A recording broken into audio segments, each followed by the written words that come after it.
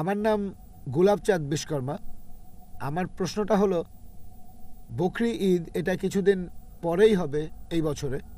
আর মুসলিমরা তারা বিশ্বাস করে যে এই বকরি ঈদে তারা কোরবানি দেয় ছাগল, মহিষ, গরু, বিভিন্ন পশু। আর ইসলাম ধর্ম অনুযায়ী ইনসানিয়াত আর মানবতা খুব গুরুত্বপূর্ণ। প্রত্যেক মানুষ দয়া দেখাবে বিভিন্ন পশু পাখির প্রতি আর মানুষের প্রতি, সবার প্রতি তারা দয়া দেখাবে। মুসলিমরা যদি এটা বিশ্বাস করে তাহলে কেন তারা কোরবানি দেয় এই ছাগল, গরু বা মহিষ? বকরি ঈদে কেন এগুলো জবাই করে? মুসলিমরা যে কাজটা করে সেটা কি মানবতার পক্ষে আছে, মানে মানবতা বা ইনসানিয়াত? ভাইরে ভাই, আমার মতন আপনাদেরও বিশ্বাস হবে না যে একজন ব্যক্তি ডক্টর জাকির নায়েকের কুরবানি সম্পর্কে এমন প্রশ্ন করতে পারে। তো চলুন আমরা ভিডিওটিতে দেখে আসি যে সেই ছেলেটি ডক্টর জাকির নায়েককে কি প্রশ্ন করেছে। তো সম্পূর্ণ ভিডিওটি না টেনে দেখতে থাকুন। ভাই খুব সুন্দর প্রশ্ন করলেন যে আমরা বকরি ঈদে কেন গরু ছাগল কোরবানি দেই। বকরি ঈদ না হলে কি কোরবানি দিতে না, পারবো? না, যে কোনো পশুর কথা বলতে পারো। প্রশ্নটা হচ্ছে ঈদ না হলে কি কোরবানি দিতে পারবো? তারা কোরবানি দেয়, পশু হত্যা করে। আপনাকে আমি প্রশ্ন করছি বকরি ঈদ বাদে অন্য সময় কোরবানি দিলাম, এটার কি অনুমতি আছে? না, না, এরকম তাহলে প্রশ্নটা এরকম কেন? তার এরকমও বদলে করা যাবে ডাইরেক্ট না। প্রশ্ন করেন আমরা নন ভেজ খাই কেন? ঠিক? আপনার প্রশ্নটা বুঝতে পারছি আপনি না। তো জানতে চাচ্ছেন আমরা নন ভেজ খাবার খাই কেন, মাংস খাই কেন? আমার প্রশ্নটা হলো বকরি ঈদের সময় নিয়ে আর অন্যান্য সময়গুলো। আচ্ছা ঠিক আছে, দুটোরই উত্তর দিচ্ছি। বকরি ঈদে যেটা হয় আল্লাহ পবিত্র করে বলছেন সূরা হজ অধ্যায় নম্বর 22, আল্লাহ সুবহানাহু ওয়া তাআলার কাছে মাংস বা রক্ত পৌঁছায় না, আল্লাহর কাছে পৌঁছায় তোমাদের তাকওয়া। অন্য ধর্মে এরকম না। অন্যান্য ধর্মে উৎসর্গের সময় পশু বলি দিয়ে ফেলে রাখে একটা বেদিতে একজন দেবতার সামনে। সেটা খায় কে? ঈশ্বর খান। ইসলাম ধর্মে যখন কোরবানি দেই আমরা কি করি? কমপক্ষে 1/3 অবশ্যই গরিব লোককে দিতে হবে, 1/3 দেব আত্মীয় আর বন্ধুদের, বাকিটা নিজের জন্য রাখবো। নিজের জন্য ম্যাক্সিমাম 1/3 রাখতে পারবেন। চাইলে আপনি পুরোটাই দান করে দিতে পারেন। তাহলে যখন কোরবানি দিচ্ছি তখন কি করছি? মানুষ জাতির উপকার করছি। আমরা তাদের জন্য খাবার দিচ্ছি। এখন কাউকে খাবার দেয়া এটা কি ভালো না খারাপ? খাবার দেয়া যাতে মানুষ উপকার পেতে পারে এটা কি ভালো না খারাপ? ভালো। মানুষের জন্য এটা ভালো না খারাপ? ভালো। তাহলে ইসলাম হচ্ছে মানবতার ধর্ম। আপনি প্রশ্ন করতে পারেন যে প্রাণীদের কেন হত্যা করা হচ্ছে? মানুষের জন্য ভালো, কিন্তু প্রাণীদের জন্য কি হচ্ছে? আর সত্যি বলতে একজন মুসলিম শুধুমাত্র ভেজ খাবার খেয়েও ভালোভাবে ধর্ম পালন করতে পারে। ননভেজ খাওয়া ইসলামের জন্য বাধ্যতামূলক না। তবে আল্লাহ যেহেতু আমাদেরকে অনুমতি দিয়েছেন ননভেজ খেতে, তাহলে আমরা সেটা খাবো না কেন? আল্লাহ পবিত্র কোরআনে বলেছেন সূরা মাইদা অধ্যায় নম্বর 5 আয়াত নম্বর 1, সেই চতুষ্পদ প্রাণীর মাংস খাও যেগুলো তোমাদের জন্য হালাল করা হয়েছে। আল্লাহ বলেছেন সূরা নাহল অধ্যায় 16 আয়াত নম্বর 5, তিনি চতুষ্পদ প্রাণী সৃষ্টি করেছেন যাতে করে তোমরা উপকার পেতে পারো এবং তাদের মাংস খেতে পারো। এই কথাটা আবারও আছে সূরা মুমিনুন অধ্যায় নম্বর 23 আয়াত নম্বর 21, যে গবাদি পশুর মধ্যে রয়েছে নিদর্শন, তাদের উদরের দুধ পান করো এবং তাদের মাংস তোমরা খাও। তাহলে যেহেতু আল্লাহ আমাদের অনুমতি দিয়েছেন, তাহলে ননভেজ খাবো না কেন? এবার লজিক্যাল কারণে আসি। এখনকার বিজ্ঞান বলছে যে ননভেজ খাবারে, মাংস জাতীয় খাবারে প্রচুর ভিটামিন থাকে, আর এটাই একমাত্র খাবার যেখানে পরিপূর্ণ আমিষ আছে। আমাদের মানুষের শরীরে 23 রকমের অ্যামিনো অ্যাসিড আছে যেগুলোর প্রয়োজন হয়। এগুলোর মধ্যে 8টা অ্যামিনো অ্যাসিড শরীর তৈরি করতে পারে না, এগুলো পাই আমরা খাবার থেকে। এমন কোনো ভেজ খাবার নেই যেখানে এই 8টার সবগুলোই পাবেন। শুধুমাত্র মাংস জাতীয় বা ননভেজ খাবারেই এই 8টা অ্যামিনো অ্যাসিডই পাবেন। এছাড়াও যদি আপনারা দাঁত পরীক্ষা করেন তৃণভোজী প্রাণীদের, গরু, ছাগল, ভেড়া, তাদের দাঁতগুলো সমান। তারা শুধু ভেজ খাবার খায়, মাংস খেতে পারে না। এরপর যদি দাঁত পরীক্ষা করে দেখেন মাংসাশী প্রাণীদের, বাঘ, সিংহ, চিতাবাঘ, তাদের মুখের দাঁতগুলো সূচালো যাতে মাংস খেতে পারে, এজন্য তাদের দাঁতগুলো থাকে সূচালো। তারা শুধু মাংসই খায়, ভেজ খাবার তারা খেতে পারে না। যদি আয়নার সামনে দাঁড়িয়ে আপনার দাঁতগুলো দেখেন, আমাদের সূচালো দাঁত আছে, আবার সমান দাঁতও আছে। আমরা সব ধরনের খাবারই খেতে পারি। যদি আল্লাহ চাইতেন শুধু ভেজ খাবারই খাবো, তাহলে আমাদেরকে সূচালো দাঁত দিলেন কেন? ননভেজ খাওয়ার জন্য। এছাড়াও তৃণভোজী প্রাণীদের যে পরিপাকতন্ত্র, গরু, ছাগল বা ভেড়ার শুধু ভেজ খাবার হজম করতে পারে, নন ভেজ হজম করতে পারে না।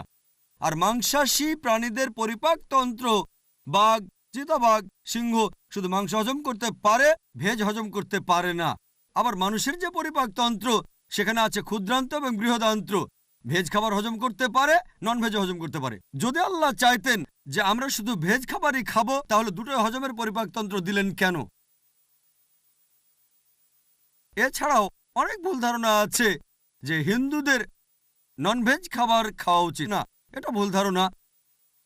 যদি হিন্দু ধর্মগ্রন্থ পড়েন, এটা আছে মনুস্মৃতিতে অধ্যায় নম্বর 5 অনুচ্ছেদ 30, ঈশ্বর প্রাণী বানিয়েছেন, তাদেরকে কেউ খাবে আর কাউকে খাবে অন্যরা।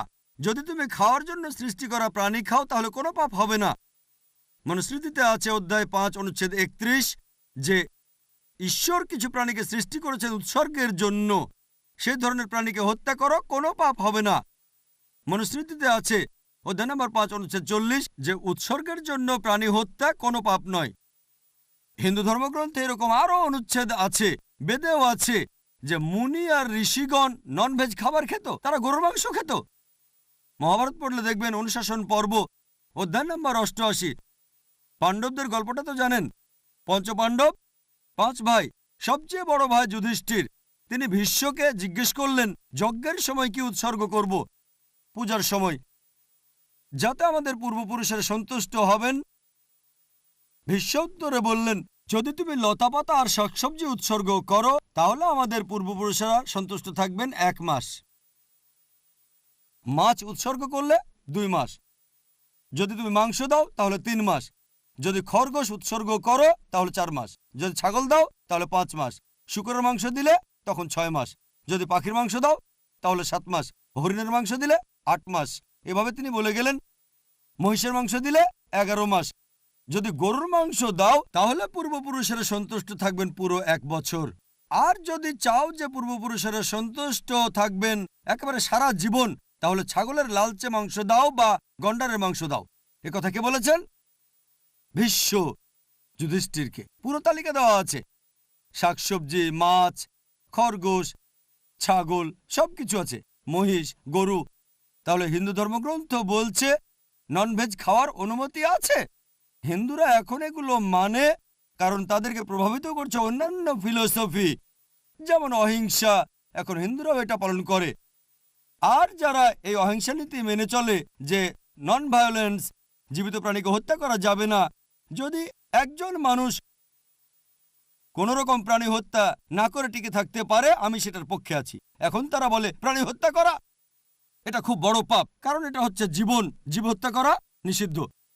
এখন বিজ্ঞান উন্নত হয়েছে আর আমরা জানতে পেরেছি যে গাছপালারও জীবন আছে। তাহলে ভেজ খাবার খেলেও তো জীব হত্যা করছেন।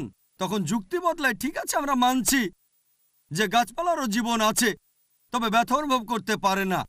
তাহলে একটা গাছকে হত্যা করা প্রাণী হত্যার চেয়ে কম গুরুতর পাপ। আচ্ছা, তর্কের খাতিরে মানলাম, কিন্তু এখন বিজ্ঞান বলছে আমরা মানুষরা যে শব্দ শুনতে পাই তার কম্পনাঙ্ক 20 সাইকেল পার সেকেন্ড থেকে 20,000 সাইকেল পার সেকেন্ড, এর নিচে বা উপরে হলে আমরা শুনতে পাই না। বর্তমানের বিজ্ঞান বলে যে গাছপালা কান্নাকাটিও করে, কিন্তু সেটা মানুষ শুনতে পায় না। আমেরিকার এক কৃষক একটা যন্ত্র বানিয়েছেন যেটা দিয়ে গাছের কান্না মানুষ শুনতে পাবে আর জানতে পারবে কখন গাছের পানি লাগবে। তখন হয়তো বলবেন, আচ্ছা ঠিক আছে, মানলাম যে গাছপালা যন্ত্রণা অনুভব করতে পারে, তবে এদের 2 বা 3টা ইন্দ্রিয় কম আছে, তাই গাছপালা হত্যা করা কম গুরুতর পাপ পশু পাখি হত্যার চেয়ে তাদের ইন্দ্রিয় 5টা। আচ্ছা, তর্কের খাতিরে এটাও মানলাম যে গাছপালা 2টো ইন্দ্রিয় কম থাকে পশু পাখির চেয়ে। আপনাদের একটা প্রশ্ন করি, যে ধরেন আপনার ভাই, আল্লাহ না করুন, ধরেন সে জন্মালো বোবা আর কালা হয়ে, আর বড় হওয়ার পরে তাকে কেউ মেরে ফেললো, তখন কি জজের কাছে গিয়ে বলবেন, মাই লর্ড, এই খুনিকে কম শাস্তি দেন কারণ আমার ভাই ছিল বোবা আর কালা? এভাবে বলবেন? আপনি জজকে বলবেন তাকে বড় শাস্তি দেন, আমার ভাই ছিল মাসুম, সে শুনতো না, বলতে পারতো না। তাই ইসলাম ধর্মে এমন না যে 2টো ইন্দ্রিয় কম বা 2টো বেশি। আল্লাহ পবিত্র কোরআনে বলেছেন সূরা বাকারা অধ্যায় 2 আয়াত 168, তোমরা বৈধ আর পবিত্র খাদ্যবস্তু থেকে আহার করো, যেটা ভালো পবিত্র সেটা খেতে পারেন। আর এছাড়াও যদি অমুসলিমরা তারা ননভেজ খাবার খেতে না চায় আমার কোনো সমস্যা নেই, আপত্তিও নেই। শুধুমাত্র যখন বলছেন এটা পাপ, মানবতার বিরুদ্ধে, তখন আমি উত্তর দিচ্ছি। এমনিতে অমুসলিমরা ভেজ খাবার খেলে সেটা আমার জন্য ভালো। যদি সব অমুসলিম ননভেজ খাওয়া শুরু করে দেয় তাহলে গরু ছাগলের মাংসের দাম বেড়ে যাবে। তাই ব্যক্তিগতভাবে আমার আপত্তি নেই।